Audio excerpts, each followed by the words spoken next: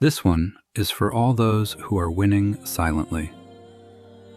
Winning with the world is easy, but winning with yourself is the real battle.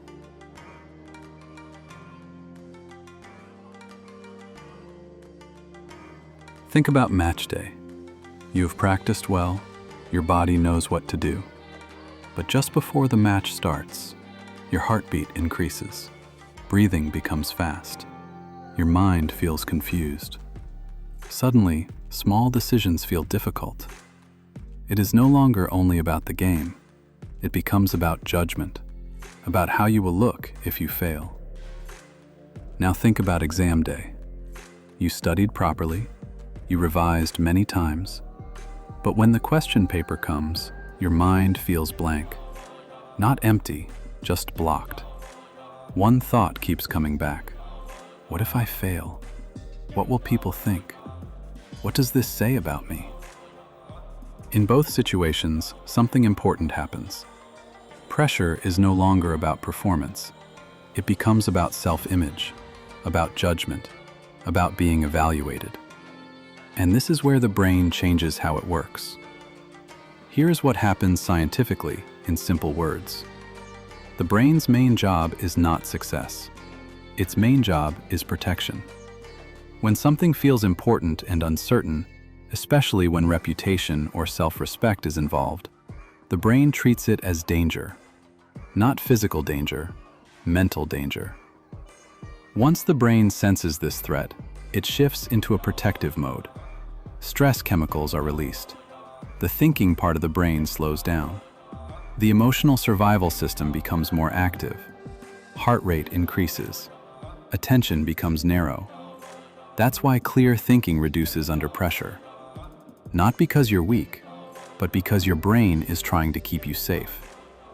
Most importantly, the brain reduces energy going to clear thinking, memory recall, and flexible decision-making. That energy is redirected toward quick reactions, old habits, and avoiding mistakes. That is why the mind blanks out under pressure. You don't become less intelligent. Your brain simply changes priority. Modern life makes this worse. Today, pressure is constant. Exams, interviews, deadlines, competition, comparison. Even when no one is watching, the brain feels watched. Judgment becomes internal. So the brain stays tense for long periods, which it was never designed to handle. Pressure does not reduce by trying harder. It reduces when the brain stops feeling threatened. There are a few simple ways this shift happens. Familiarity.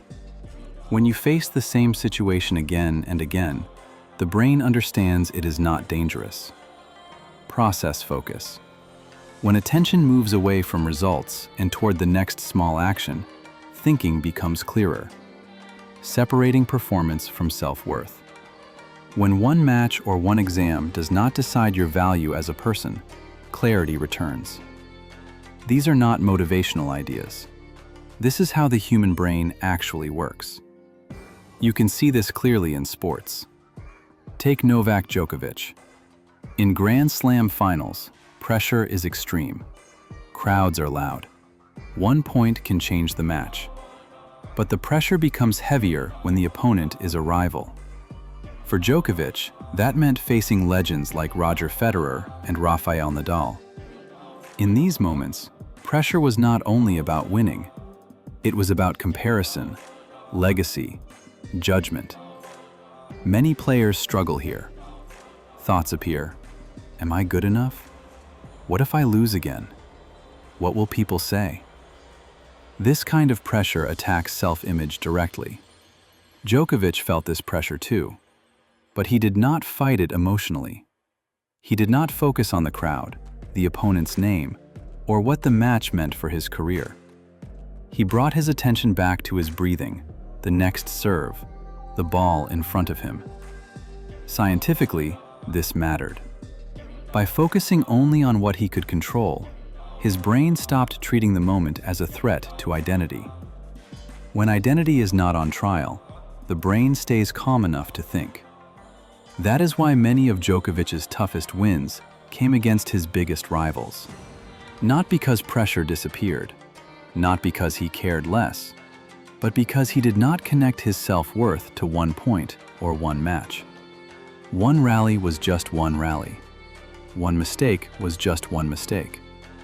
Because of this, his brain stayed in thinking mode, not panic mode, even when the stakes were highest.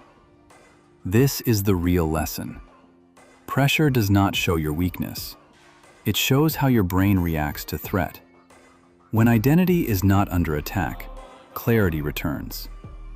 This was not a motivational talk. It was an explanation. If your mind feels different under pressure, it is because it is working differently. Understanding this removes confusion, and confusion is where control begins. Win with yourself. Everything else follows.